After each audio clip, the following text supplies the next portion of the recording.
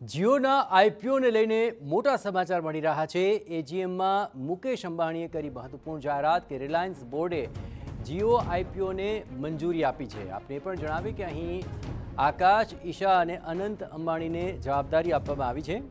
Jio IPO 33,000 crore રૂપિયાનો વધુનો હોઈ શકે તેવી શક્યતા જણાઈ રહી છે। ભારતમાં સૌથી મોટો આઈપીઓ હોઈ શકે છે જીઓ આઈપીઓ।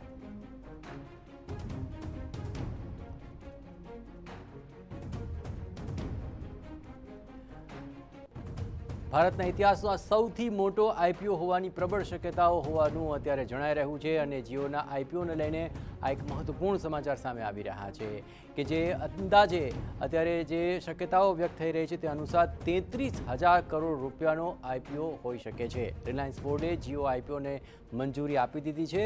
એજીએમની અંદર મુકેશ અંબાણીએ જાહેરાત કરી।